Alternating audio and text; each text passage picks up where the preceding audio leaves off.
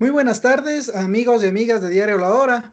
Cuando son las 14 horas con 57 minutos en Ecuador, nos volvemos a conectar en una nueva entrevista en vivo a través de nuestros medios digitales. Esta vez nos acompaña Cristian Moreno. Él es director jurídico de la Universidad Internacional de Valencia.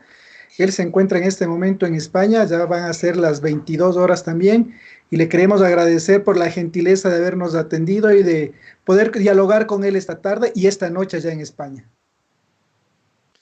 Buenas tardes a Ecuador, a todos los alumnos de la Universidad Internacional de Valencia que tenemos en Ecuador, que son muchos, y buenas noches también para aquellos que nos estén siguiendo desde España. Amigos, como hemos tratado de llevarles durante todo este tiempo, desde que empezó la grave crisis aquí en el país, una crisis mundial, pero que ahora nos está golpeando acá en el Ecuador, todos los días hemos tratado de llevarles temas de entrevistas con autoridades nacionales, pero también con personas que nos puedan dar algunas herramientas para entender qué está pasando. Hemos hablado de salud, de política, de economía, de proyectos sociales, y ahora con Cristian vamos a hablar algo que en un momento después del coronavirus, del COVID-19, hace también muchísimo daño, más daño, que es las noticias falsas, las fake news. Un fenómeno que no es nuevo en el mundo, que no es nuevo en el Ecuador, pero que cada vez golpea con más fuerza y que todos los ciudadanos somos responsables de esto. Cristian, la primera consulta es, ¿qué hay detrás de las fake news? Hace una semana más o menos hubo un informe de inteligencia del gobierno en el que establecieron que a partir del 15 de marzo de este año se volvió a ver un movimiento inusitado en redes sobre temas de COVID y noticias falsas, y que este 50% de las noticias falsas venían de México. Y además se vincula en este informe al expresidente Rafael Correa, que con todo su aparato estaría promoviendo esto para desestabilizar al gobierno.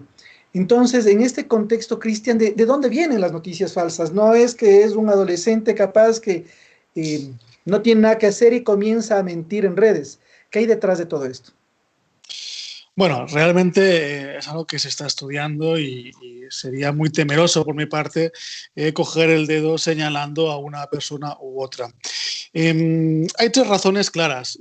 Una es ese clamor popular, ese sentirse importante dentro del grupo, que es lo que nos hace a las personas intentar ser los primeros en informar, intentar ser los primeros en trasladar la información, ¿no? Ese reconocimiento del grupo. Hablo de un grupo en sentido amplio, pero también en sentido concreto, ¿no? Como puede ser un grupo de WhatsApp, de profesionales, de amigos o de familiares.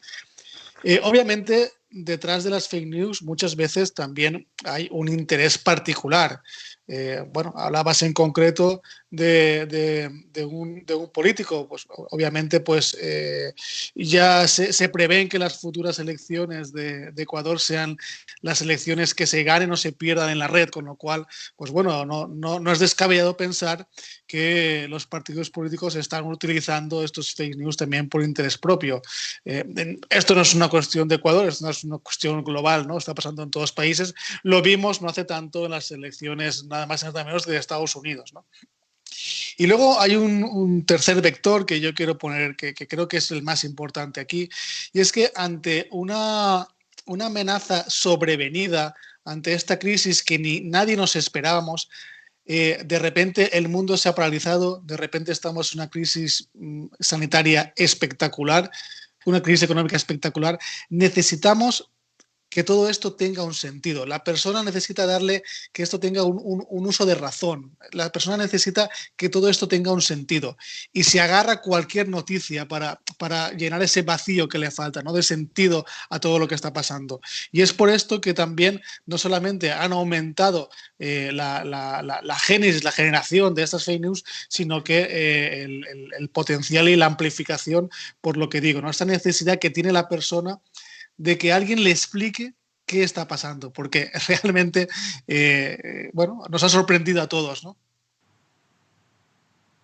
Cristian, está claro, entonces tú dices hay un primer panorama que es sin intención, digamos, pero queremos ser los primeros en informar y en querer ser los primeros en informar. Y como ya los medios es un acceso masivo, lanzo lo que primero me encuentro en las redes, la otra es un tema intencionado. Pero ¿qué hace? Y la tercera, que es la necesidad de coger información para sentir que llenan un vacío de las cosas que necesito conocer. Pero ¿qué hace qué tienen las fake news para ser tan consumidas? Según un estudio también, el 70% de las fake news son replicadas. Y muchas veces no solo depende de un tema de formación académica de la persona. A veces hay personas de tu grupo cercano, que dices, ¿cómo puede ser que compartan estas cosas si sabemos que son falsas? ¿Qué hace que una fake news sea tan consumida? Yo insisto en esa necesidad de ser importante dentro del grupo, de esa necesidad de que la gente vea que yo soy importante en el grupo, que yo soy líder del grupo, que yo traigo la novedad al grupo. Yo creo que ese es el acierto, ¿no?, de las fake news y del por qué, como bien has dicho, y es un dato muy cierto, que sí, el 70% son replicadas, ¿no?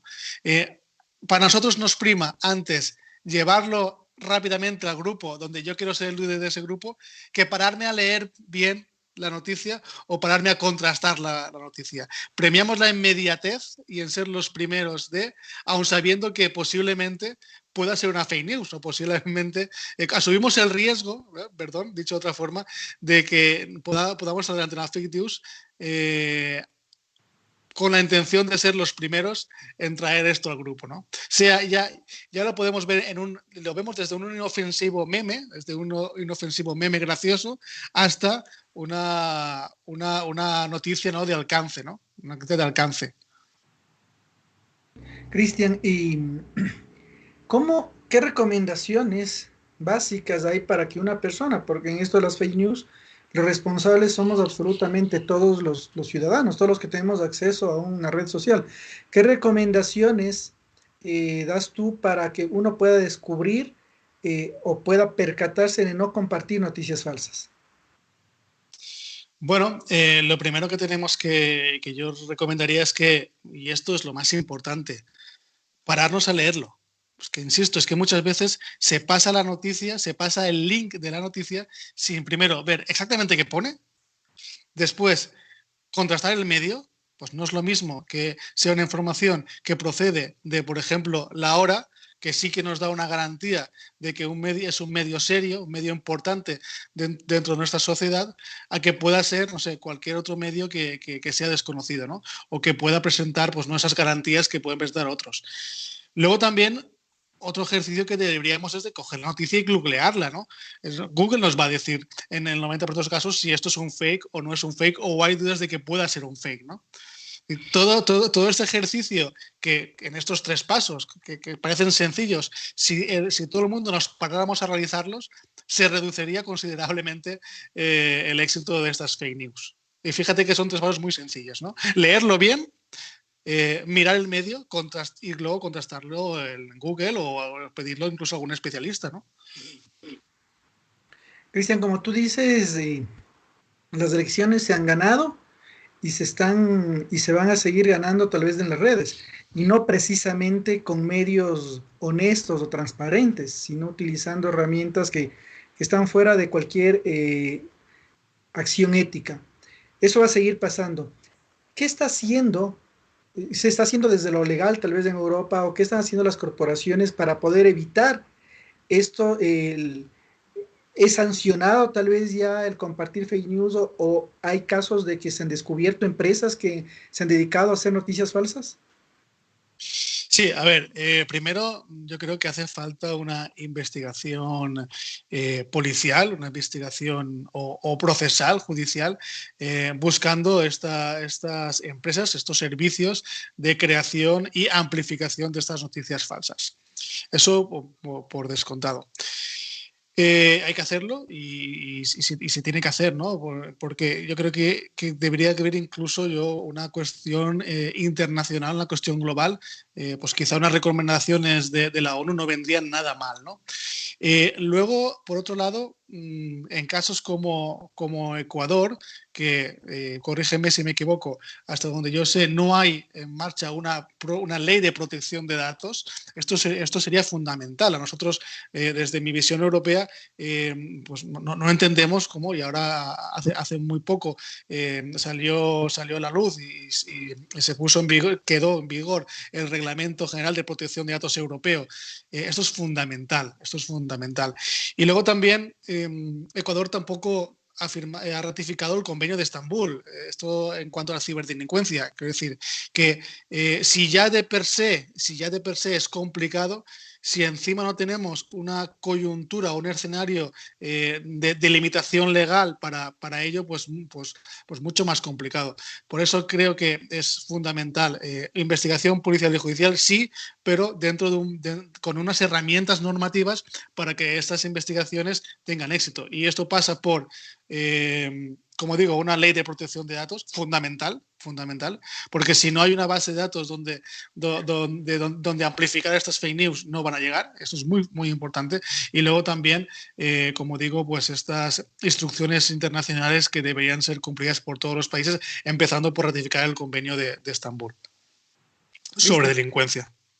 Cristian, no sé si en general nos puedes contar cuáles son los ejes que se basan esta ley de protección de datos, que si no hay acá en el Ecuador y que se está discutiendo.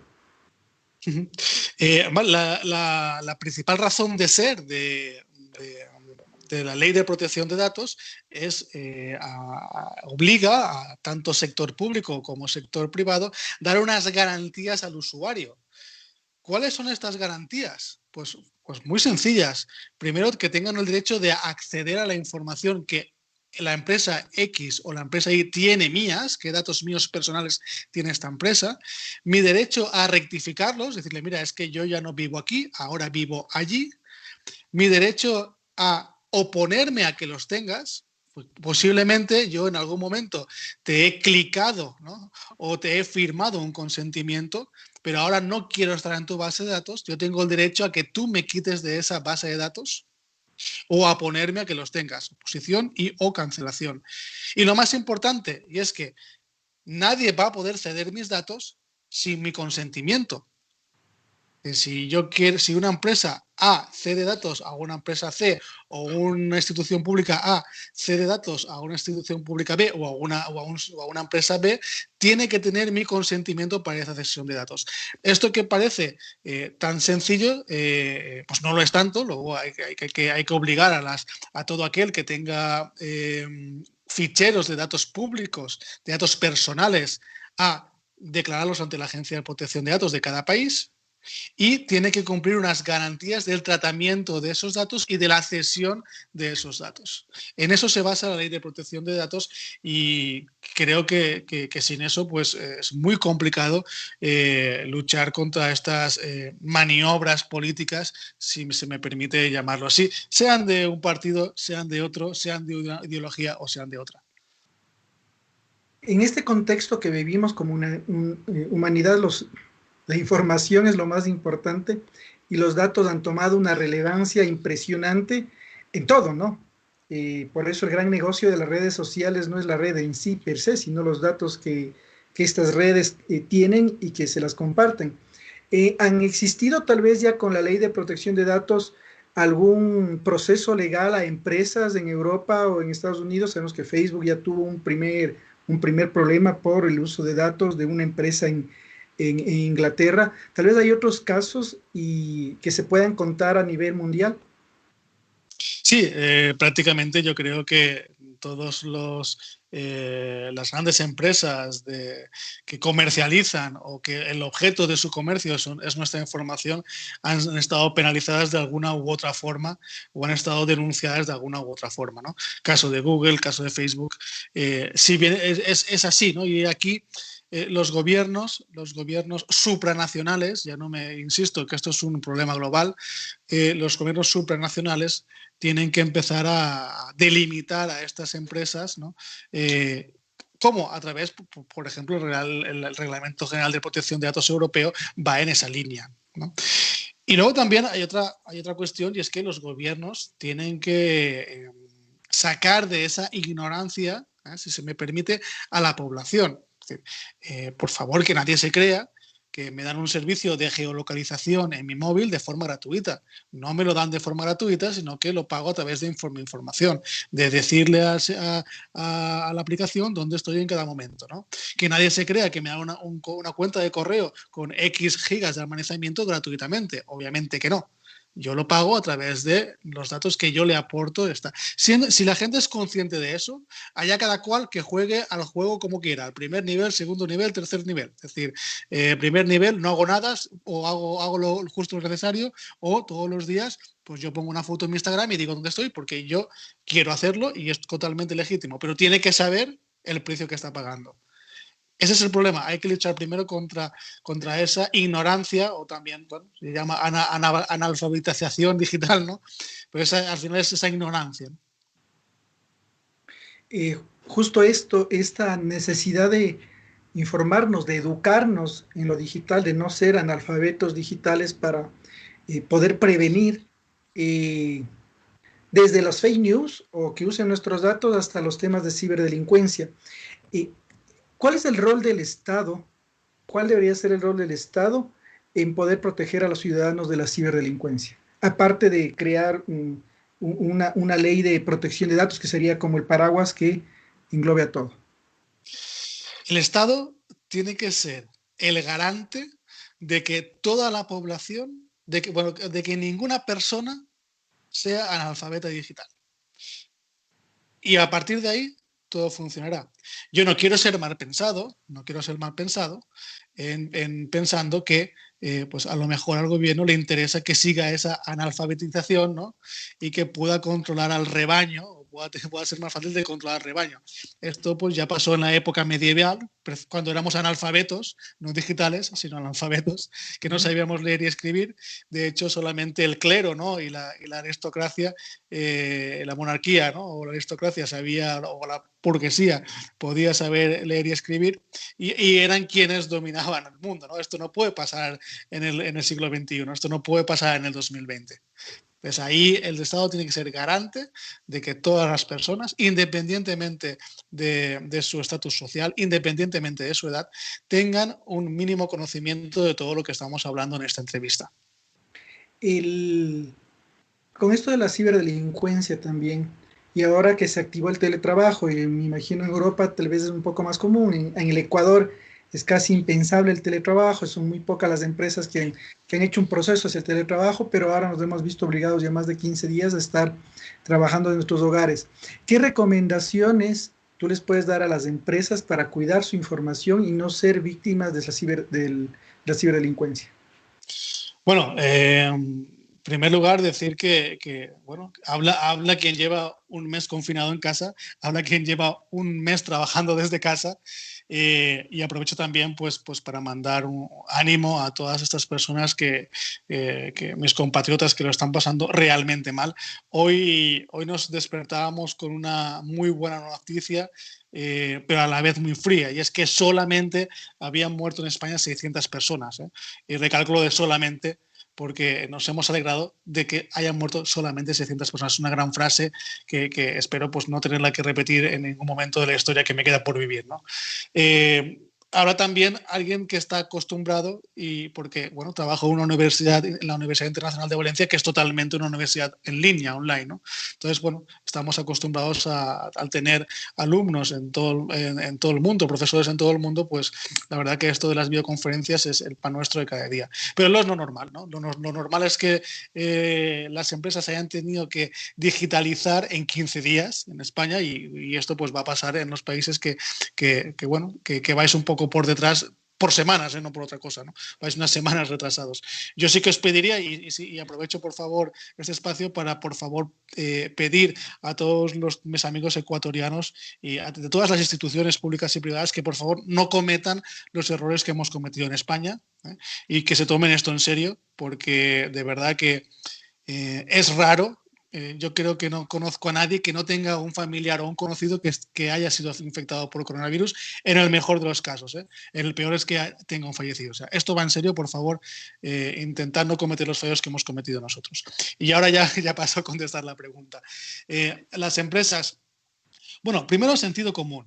En principio, una persona podría estar trabajando en casa sin ningún problema, ¿no? En tanto en cuanto la información hoy en día está en una nube y el servidor, ¿no?, de esa nube está a buen recaudo, no debería de haber ningún problema. ¿Cuál es el problema? Pues cuando empezamos a utilizar ordenadores domésticos, cuando sacamos la información en un pen para llevárnoslo a casa, cuando enviamos correos personales a través de la cuenta corporativa, por Dios, eso no lo hagamos nunca. Detrás de un mail hay mucha información de la corporación, de nuestra empresa, que si mandamos un mail más allá de la red de clientes o proveedores, estamos haciendo un flaco favor a la compañía. Pero esto, que son cuestiones de sentido común, pues bueno, pues es obvio que hace la empresa más vulnerable. Esto a nivel una empresa, pues yo creo que recalcaría, ¿no?, estos pequeños protocolos que no van más allá del sentido común, pero que hay que recalcar, y obviamente la información en una nube y un servidor a un buen recaudo, ¿no? Si esto es así, no debería haber ningún problema. El problema viene, insisto, cuando de un día para otro nos dicen tienes que ir a trabajar de casa y utilizamos el portátil de la corporación para todo, para ver series, para ver películas y para todo para hacer compras, etcétera. O nos hemos llevado la información en un pen y la ponemos en el servidor, pues la subimos a nuestra cuenta de Gmail, a nuestra cuenta de Hotmail. Cuidado con eso. La empresa, lo corporativo es lo corporativo y el uso doméstico es el uso doméstico. Y en el momento en que se mezcla, ahí es donde ponemos a nuestra empresa, insisto, en una situación de jaque mate, para que se me entienda. Y luego, pues, recomendaciones a nivel particular, a nivel usuario, pues bueno, pues un poco las de siempre. Hay que vigilar la actividad del ordenador para ver que muchas veces, si me permite un término que se está utilizando muchos, tenemos afectados asintomáticos. Pues bueno, también hay ordenadores que pueden estar infectados, pero que no veamos los síntomas. Entonces hay que estar vigilantes de que puedan estar esos infectados sin que nosotros lo sepamos, ¿no? Instalar cortafuegos, instalar antivirus, esto siempre viene bien, ¿no? Tener actualizados los sistemas operativos, cierra muchos backdoors, cierra muchas puertas traseras para que no se nos meta ningún troyano ni ningún virus. Hacer una pequeña evaluación de riesgos en la empresa no estaría de más. Para mí lo más importante, concienciar a los empleados de lo que estamos hablando, es decir, trabajar el recurso humano, trabajar al trabajador, en todo lo que estamos comentando.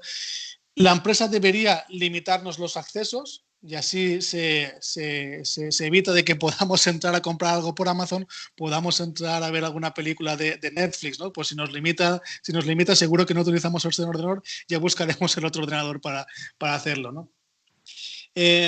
Muy importante y algo que no solemos hacerle mucho caso es el uso de las contraseñas, pero no solamente el uso, sino la modificación periódica de las contraseñas. Esto es algo gratis y que tiene mucha, bueno, es una técnica que nos puede evitar muchos problemas y es gratuita. De verdad, yo sé que son ya muchas contraseñas, yo sé que nos da pereza, ¿no?, tener que cambiarlas, pero es algo que deberíamos de hacer, pues ahora mismo, en el momento de confinamiento, yo obligaría a cambiarla cada semana, ¿no? Y lo más importante también, en caso de haber sufrido un ataque o sospechar que has podido sufrir un ataque cibernético, denunciar. Elevar a tu superior y denunciar antes de que sea demasiado tarde. Más o menos yo creo que esto es un poco lo que deberían, las pautas que deberían de seguir todas las pequeñas y medianas empresas, que insisto, que no es como mi organización. En este caso hay muchas empresas que se han tenido que digitalizar en 15 días, ¿no? Lo que hay por ahí un meme, ¿no?, que lo que no consiguió el 5G, lo que no consiguió una inversión, lo que no consiguió presupuestos, lo ha conseguido esta pandemia, ¿no?, que en 15 días se ha digitalizado muchísimas empresas, ¿no? Así es, Cristian. Y ahora para ir finalizando, aparte del tema ya de empresa y de cómo cuidar la información con empresa o qué precauciones debemos tener la empresa y tanto los trabajadores, es en el tema personal. Recibimos unas denuncias, estamos procesando una información en que han utilizado esta crisis y, por ejemplo, en Facebook ahora ofrecen comida gratis y dicen que para personas pobres, para mujeres, madres solteras, y como una forma de acoso. ¿Qué precauciones pueden tener las personas en las redes sociales o deben tener? A ver, yo siempre que me hacen esta pregunta respondo lo mismo, pero de verdad que en España decimos que el sentido común, ¿no?, es el más común de los sentidos. Es decir, de verdad, sentido común. Yo voy caminando por la calle Yo voy caminando por la calle y no voy así con el celular, ¿no?, y la cartera, no voy así, voy tranquilo, no pasa nada, no tienen por qué robarme. Pero tampoco voy jugando con mi iPhone nuevo, ¿no?, o voy con la cartera para que todo el mundo me la pueda coger, ¿no? Tengo unos mínimos riesgos, estoy tranquilo porque no tengo por qué estar sufriendo. Yo quiero ir por la calle y debo ir con la calle, pero tengo que extremar algunas precauciones. Cuando veo algo que no me huele bien, como viene una persona que no me gusta la pinta que tiene, pues incremento ese recelo y voy con más cuidado. Cuando veo un anuncio que me parece excesivamente tentador, pues desconfío de él, ¿verdad? Pues esto es lo que hay que hacer en las redes sociales. Es decir, uno puede usar las redes sociales, pero con sentido común. De la misma forma de que si alguien me pide mi celular y no lo conozco, no se lo dejo, lo mismo tengo que hacer en las redes sociales. Si no sé quién es, pues no le tengo que dar según qué información. De la misma forma bueno, que tengo unas precauciones cuando voy por la calle y veo un cartel que dice va usted a tener una oferta de trabajo, trabaje ya, solo tiene que, y desconfío porque lo veo demasiado bonito, ¿no? Gane usted un carro con solo enviar un SMS. Pues de la misma forma que desconfío, tengo que desconfiar en las redes sociales. Es decir que, siguiendo la metáfora que comento, caminar por la calle sí, con tranquilidad sí, pero atento a esas amenazas que hacen que aumente mi recelo, ¿no? Muy bien. Cristian, para finalizar, tú ya te referiste un poco al olor que sienten en España y que sentimos en el mundo también. España es uno de los países más golpeados por esta pandemia. Gracias por las recomendaciones también. Acá lo tenemos que tomar más en serio, no estamos en ese nivel, pero hay mucha indisciplina social y los casos siguen subiendo. Después de este dolor profundo que nos va a dejar al mundo, tú desde el otro lado del mundo, desde Europa, ¿qué crees que son las cosas que debemos cambiar como seres humanos y obviamente como seres humanos con todas las instituciones que están alrededor de la sociedad? Una gran pregunta. Yo de verdad que apelo a todo el mundo, porque de verdad que un ecuatoriano salga a la calle y no haga caso a recomendaciones, pone en jaque directamente a todo el mundo, ¿eh? Al igual que un español que no cumpla los requerimientos, de verdad que está poniendo en jaque a todo el mundo. Y lo digo yo que hace poco hace poco más de un mes estuve en Quito, luego me fui a Bogotá, luego estuve también en Ciudad de México. Es decir, imagínense si yo hubiera estado infectado, pues de verdad, ¿no?, el problema que hubiera causado a 3 países, ¿no?, 3 países que además pues quiero mucho. De verdad que tómenselo en serio. Yo tengo mi mamá trabaja en el hospital, está a punto de jubilarse. Yo creo que se podría jubilar ya, pero no quiere ir allí. Se está jugando la vida todos los días, de verdad, se está jugando la vida todos los días. Es un héroe, como muchos héroes que hay en España y que los va a ver en Ecuador. Así que, por favor, tenemos que tener esa solidaridad mundial. Siglo XXI, en el siglo XXI no hay problemas de Ecuador ni problemas de España. Los problemas del siglo XXI, los desafíos del siglo XXI son comunes. Hablo de violencia contra la mujer, hablo de ciberdelincuencia, que hemos estado hablando a través de nuestra entrevista, hablo de emergencia climática y ahora de repente, pues esto de las pandemias, que, bueno, de verdad que para nosotros, cuando estaba en China, era como que no iba con nosotros. Yo mismo recuerdo que estando en Quito empezaban a haber casos en España y decía, bueno, pero serán 4 personas mayores, de verdad que esto no puede pasar, esto es en China, aquí en España, hombre, Europa, ¿cómo va a pasar en Europa? Si con todo lo avanzamos que estamos, como con el 5G, con la inteligencia artificial, con el blockchain, con el supply chain, no ha valido para nada. Es decir, de verdad que para mí es la gran derrota del avance tecnológico. Llevamos 10 años rasgándonos las vestiduras, hablando, yo mismo hablando por todo el mundo de las bondades de los nuevos avances tecnológicos, no han valido para nada. Tenemos al mundo confinado, se está muriendo gente en todo el mundo. Esto es serio. Así que, por favor, conciencia mundial, porque los desafíos del siglo XXI son mundiales, no son de Ecuador ni son de España. Ahora mismo sí somos para algunos somos la padre matria. No, para nada. Somos hermanos y somos hermanos más que nunca porque tenemos al mismo enemigo en común, ¿no? Muchas gracias, Cristian, estuvo con nosotros Cristian Moreno, director ejecutivo de la Universidad Internacional de Valencia, desde España. Ya son las 10:30 10:28 de la noche. Muchas gracias, Cristian, por haber aceptado la invitación y por haber dialogado a través de Diario La Hora con los ciudadanos ecuatorianos y ciudadanos que nos escuchan y nos ven en todo el mundo. Un placer estar con ustedes y a vuestra disposición para cuando queráis y a la hora que queráis. Y con permiso ya me voy a dormir. Que tengas una buena noche, que descanse. Estuvo con nosotros Cristian Moreno, director jurídico de la Universidad Internacional de Valencia, directamente desde España. Y como Cristian lo decía, el compartir información falsa está en nuestras manos. El poder desarrollar un criterio crítico, reflexivo frente a lo que compartimos y sobre todo valorar que hacemos muchísimo daño con eso. Y muchísimo bien si no lo hacemos, está en nuestras manos. Como está en nuestras manos quedarnos en la casa. Es un esfuerzo mínimo que lo tenemos que hacer por el bien de nuestras familias, de nosotros, del país y del mundo entero. No hay autoridad ni sistema de salud que pueda salir adelante sin nuestra ayuda. Amigos y amigas, como decimos todos los días, quedémonos en casa, hagamos nuestra parte. Hoy en Ambato se ha visto nuevamente una serie de ferias en la calle, miles de personas en la calle comprando y esto se está yendo de las manos. Todavía tenemos la gran oportunidad y está en cada uno de nosotros. No se olviden, amigos, de seguir informados todo el día, las 24 horas del día, a través de nuestras redes sociales, a través de nuestra página web www.lahora.com.es, porque Diario La Hora tiene lo que usted necesita saber.